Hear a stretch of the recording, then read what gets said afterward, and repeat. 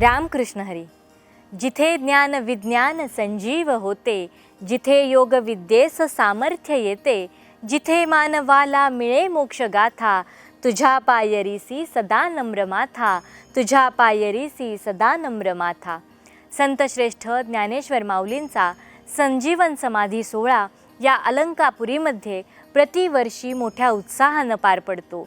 या सोहळ्यानिमित्त विश्वधर्मी प्राध्यापक डॉक्टर विश्वनाथ दा कराड सरांच्या संकल्पनेतून या इंद्रायणीच्या तिरी जागतिक सहिष्णुता सप्ताह सोहळ्याचं आयोजन करण्यात येतं. तीर्थक्षेत्राकडून ज्ञानतीर्थक्षेत्राकडे ही अनोखी संकल्पना या कार्यक्रमाच्या माध्यमातून इथे साकारली जाते.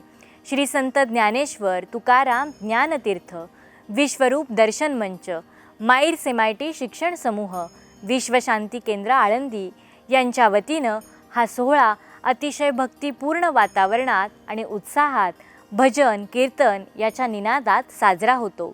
7 दिवस चालणारा हा सोहळा त्याची क्षणचित्र या कीर्तनधारा कार्यक्रमाच्या माध्यमातून आम्ही आपणासमोर सादर करीत आहोत. यात ज्येष्ठ संत, कीर्तनकार, प्रवचनकार यांचे विचार या मंचावर सादर होतात.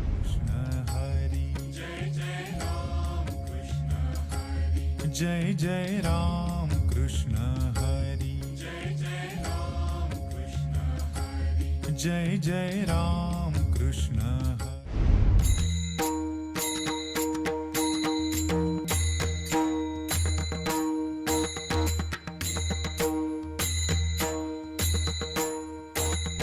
प्रत्येकाला सुखाची अपेक्षा आहे. ते सुख जर खरंच अपेक्षित असेल तर ते सुख दडलं इथं मंदिरामध्ये. सुख बहिरंग सुख सुद्धा इथं ज्ञानोबाराच्या दारात तुम्हाला मिळतील. पण बहिरंग सुख मिळवणं आपल्या मानवी देहाचं उद्दिष्ट नाही ना, ध्येय नाही आपलं. ते मिळल न मिळल ते ज्याच्या त्याच्या प्रारब्धाची वाढेमान, प्रारब्धाची जोडेधन हे ज्याच्या त्याचा व्यक्तिगत विषय. केवळ बहिरंग सुखाकरता इकडे येऊच नका. उगं तुमच्या अपेक्षा भंग होतील. कदाचित अपेक्षा तुमच्या पूर्णही होतील, नाही असं नाही. पण बहिरंग सुखावालेल्या लोकांना इथं टिकू दिलं नाही ज्ञानोबाराय. धरणेकरी आला होता ना इथं बहिरंग सुखा करता. ज्ञानोबाराय म्हणले तू जेवढा पाहिजे तेवढा अधिकार संपन्न नाहीस. आता हे सध्या कोर्ट बंद आहे. आता सध्या कोर्ट कुठलं चालू आहे? देहूचं चालू आहे. त्या धरणेकराला आळंदीतून उठवून ज्ञानोबारायने देहूला पाठवलं. आता मी त्याच्यात बिलही जास्तीचं जाणार नाही. केवळ बहिरंग सुखा करता ज्ञानोबारायच्या दर्शनाला येत असाल तर येणं आपलं चुकीचं आहे. विठाला विठाला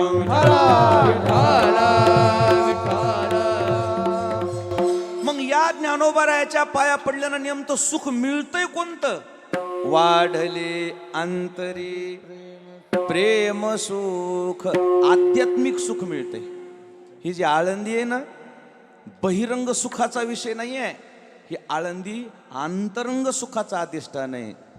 सर्व सुखाची लहरी ज्ञानाबाई अलंकापुरी. अंतरंग सुखाच्या 1-2 खाना सांगतो. भजन करा. विठाला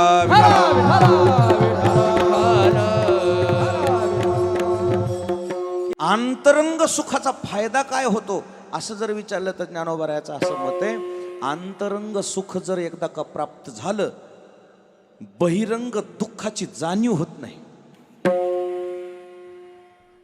आपल्यावर जे दुःखाचं सावट होते ना, माणूस छोटे छोटे दुःखानं व्यथित होते, खचून जाते, नैराश्य येते, डिप्रेशन मध्ये जातात. वाटते आत्महत्या करू की काय माझ्या नशिबाला आलं. या दुःखाची जर जाणीव होऊ द्यायची नसेल तर अंतरंग सुखाचा विकास होणं गरजेचं आहे. विठाला विठाला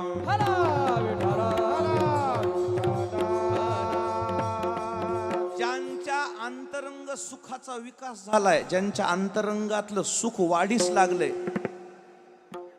त्यांच्या जीवनामध्ये दुःख येत नाही का? इथं थोडं बोलायचं मला. दुःख येत नाही का? दुःख येते, पण अंतरंग सुखाचा विकास एवढा झालेला असते त्या दुःखाची तीव्रता त्याला जाणवतच नाही. जो यता लाभे न तोखे, आलाभे न पारुखे, पाऊशे विन न सुखे समुद्र जैसा. मला तुम्हाला सगळ्या मंडळीला विचारायचंय, पाऊस काळ कमी झाल्यावर समुद्र आटतंय का? पाऊस काळ जास्त झाल्यावर समुद्र तिकडे परभणीला येते का? पाणीच बसणं म्हणला मग मी काय करू का म्हणला, मग मरू का काय मी? आलता का परभणीला कधी समुद्र? समुद्रावर पाण्याचा असर होत नाही, तसा साधू संतावर बहिरंग दुःखाचा असर होत नाही. त्याचं कारण अंतरंग सुखाचा विकास झालेला आहे. विठाला विठाला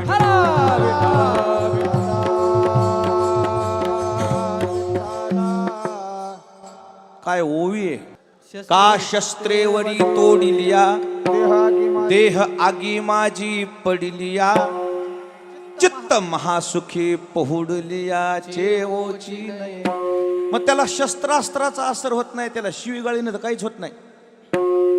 तुल्य निंद्रा स्तुतिर्मौनी संतुष्ट येन केनचित, जो निंदे ते नेघे स्तुती न श्लाघे, आकाशा न लगे लेपू जैसा.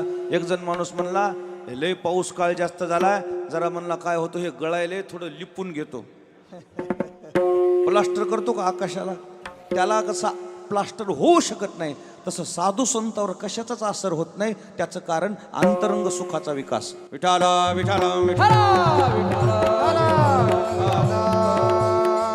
आपलं मात्र लगेच तोंड बारीक होते. थोडे काय झालं तोंड बारीक होते म्हणले नाही. दक्षिण उत्तर मारुता, दक्षिण उत्तर मारुता, मेरू जैसा पंडू मेरू जैसा पंडुसुता, तैसा सुख दुःख समजता, तैसा सुख दुःख समजता, मध्यस्थ जो, मध्यस्थ जो. हेच सिद्धांताचं दिसायले. जसं आता त्याच्यावर बिले जास्तीचं जाणार नाही. अंतरंग विकास झाल्यानंतर, अंतरंग सुखाचा विकास झाल्यानंतर या बहिरंग सुखाची अपेक्षाच त्याला नसते.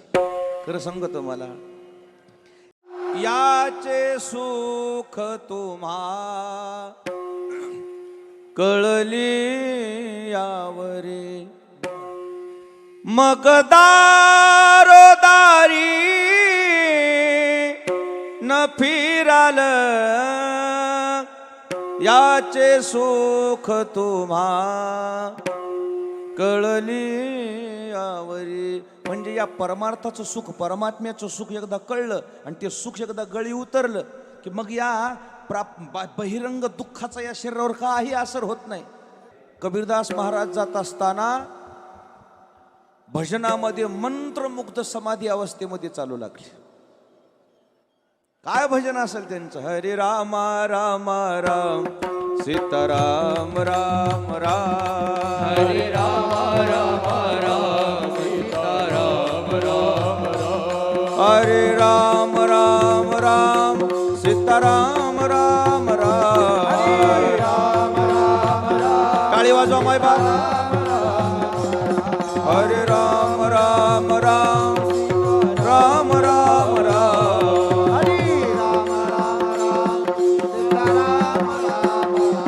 हरे राम राम राम सीताराम राम राम.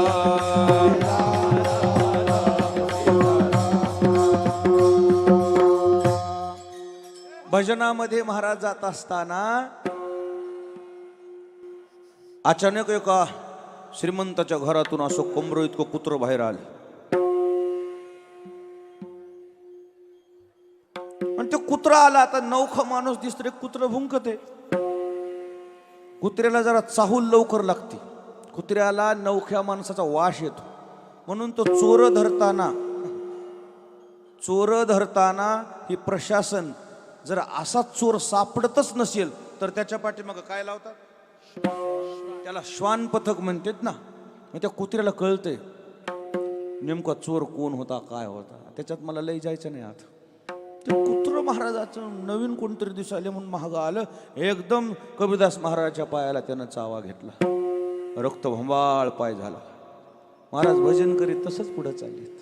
रघुपती राघव राजा राम, पतित पावन सीताराम, पतित पावन सीताराम,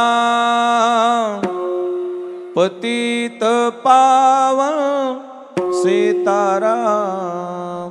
तसंच ओढतच चालले. त्या कुत्र्यानं तो पाय सोडला आणि दुसरा पाय धाडला. पुन्हा दुसऱ्या पायाला चावा घेतला. लागलं रक्तबंबाळ, रक्त निघायला. काही शाणे सुरते, काही चांगले लोक होते तिथं. अरे बाबा बाबा कुत्रं मारते की म्हणले महाराजाला. हाड हाड हाड म्हणून हे लोक धावले, त्या कुत्र्याला हाणून लावलं. आणि ती लोक जाणारे म्हणले, महाराज महाराज महाराज आपको कुत्ता काट रहा है. आणि त्यावेळेस कबीरदास महाराजाचे शब्द आहेत, कुत्ता काट रहा है, कुत्ता जाने और चमडी जाने. याला म्हणतात वाढले अंतरी प्रेम सुख, वाढले अंतरे प्रेम सुख, वाढले अंतरी प्रेम सुख, वाढले अंतरी. हो हो, ज्याच्या अंतरी सुखाचा विकास झालाय, अंतरंग सुखात वाढ झाली, बहिरंग दुःखानं तो माणूस व्यतीत होत नाही. आपण हे जर असं काय मनासारखं झालं नाही, बाबा बाबा म्हणला, असं वाटायले जीवच द्यावं. झालं काय तुला इतकं काय? ना म्हणला, मला लयच टेन्शन आलं. छोट्या छोट्या गोष्टी मनाला लावून घेतो तो सामान्य जीव आहे. जे महापुरुष असतात त्या महापुरुषाच्या त्या संपूर्ण गोष्टी मनाला का लागत नाहीत, त्याचं कारण अंतरंग त्यांचं मजबूत झालेलं असते. अंतरंग सुखाचा विकास झाला. वाढले अंतरी प्रेम सुख. आणि हे सर्व प्रेम सुख ज्यावेळेस अंतरंगामध्ये विकास झाला, वाढ झाला, याची प्रचिती काय, याची पावती काय, त्याची पावती महाराजांना तिसऱ्या टाळ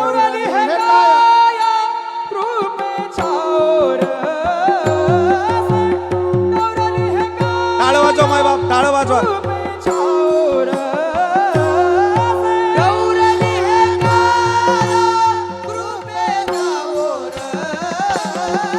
टाळ टाळ टाळ टाळ टाळ टाळ टाळ.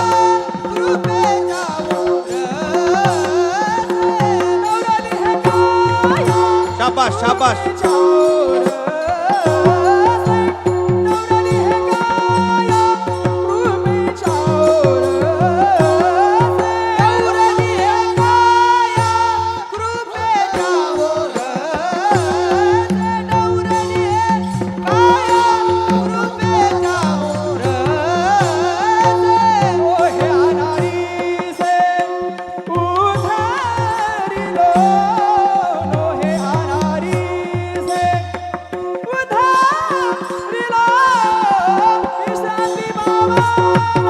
शाबाश शाबाश.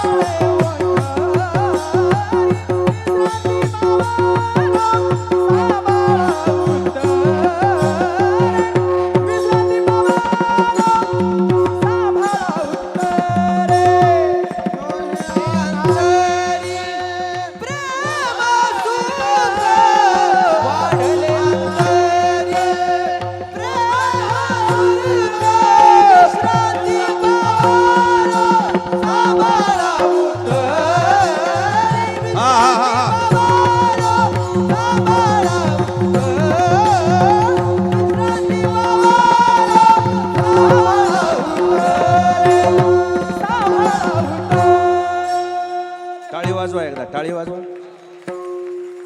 डौरली हे काया कृपेच्या ओरशी, नोहे अनारीशे उद्धरलो. महाराज म्हटले, आजपर्यंत जो माझा प्रवास आहे, वाढले अंतरी प्रेम सुख, याच्या पाठीमागे ही साधू संतांची कृपा आहे.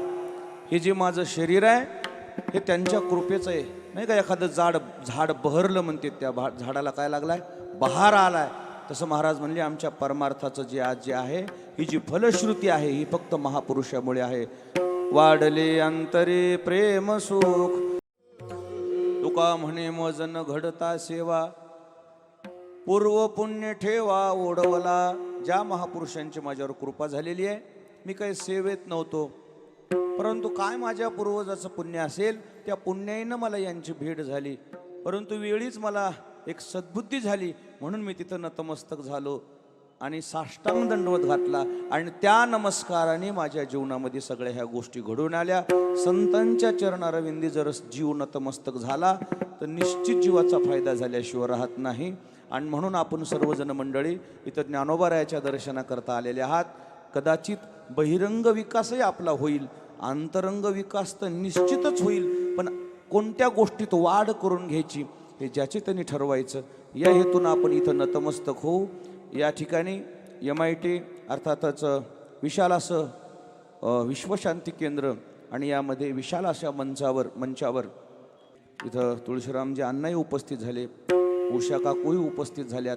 एखाद्या घराण्याला योगायोगानं समृद्धी लाभती आणि त्या समृद्धीचं सोनं करता येते, ते कसं करावं हे कराड घराण्याकडून शिकायसारखं आहे.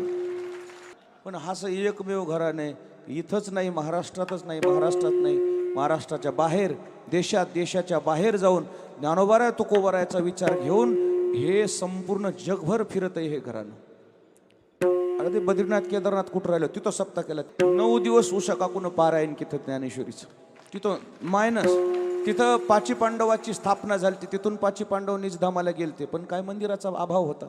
ही घरानं जिथं कमी तिथं अशा संप्रदायाची अधिष्ठानं निर्माण करण्याकरता पुढे येत आहे. याचा संप्रदायाला, माझ्या परंपरेला स्वाभिमान आहे. अशा पद्धतीनं यांच्याकडून हे असंच पारमार्थिक कार्य होत जावं. ज्ञानदेव तुकाराम, ज्ञानदेव तुकाराम, ज्ञानदेव तुकाराम, ज्ञानदेव तुकाराम. टाळी वाजवा माय बाप, टाळी वाजवा. ज्ञानदेव तुकाराम, ज्ञानदेव तुकाराम. आवाज आवाज, भजनी मंडळी आवाज. ज्ञानदेव तुकाराम, ज्ञानदेव तुकाराम, ज्ञानदेव तुकाराम.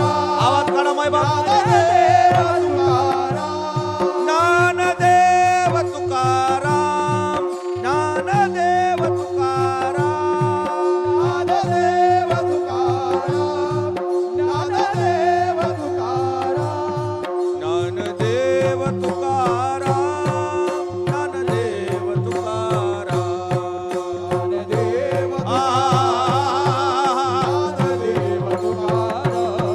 ज्ञानदेव तुकाराम, ज्ञानदेव तुकाराम.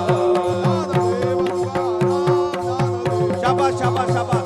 ज्ञानदेव तुकाराम, ज्ञानदेव